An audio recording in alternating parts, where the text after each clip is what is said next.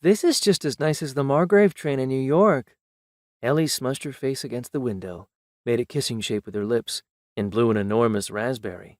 When she pulled her face away again, a sheet of condensation on the glass surrounded an archipelago of negative space, remembering the presence of her nose, cheekbones, and chin. John stopped his pacing to admire his daughter. Beyond the glass, deep blue sky and bright green foliage stretched in all directions. The train was fast. Only 3 hours earlier, the family had come down the ramp from the shuttle bay onto the concourse at Central Transit Station. Ruth handed each girl an animal cracker. She offered John one, and he waved it away. She did all this without releasing her grip on one of her bags. It was the bag into which she'd packed her mother's jewelry. Once, the steward of the starship Oberon had retrieved it from the ship's safe. Maglev, Sunita said, correcting her sister. It means magnetic levitation. Fine, Ellie shot back, but Margrave means you float.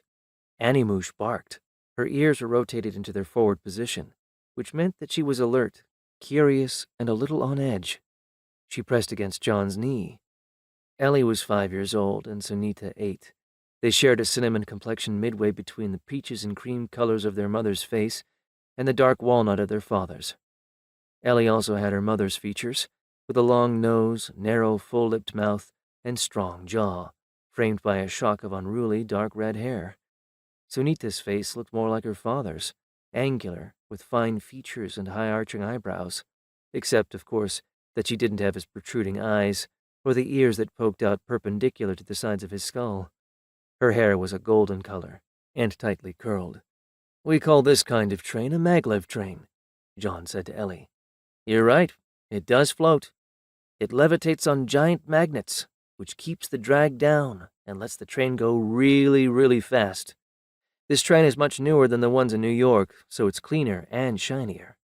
Also, the Sarovar Company employees seemed less prone to writing vulgarities on the train walls than New Yorkers were. But he wasn't going to point that out to his young daughters.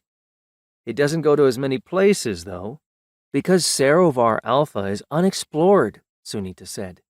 Ruth smiled. She still had that part fretful, part hectoring expression on her face that she had put on when John had told her that they'd be arriving to Henry Hudson Post by train. She fretted and hectored from a good place, from the best of all possible places. She didn't want John to die of heart failure if the train accelerated too fast. He knew why she worried, but it was still too much. He wasn't that fragile. Sit down, John, she said. Stop bending your wrists and fingers back. Yeah, Dad, Ellie said. You're going to break off your hands. John clasped his hands together to stop himself from bending his wrists and fingers backward.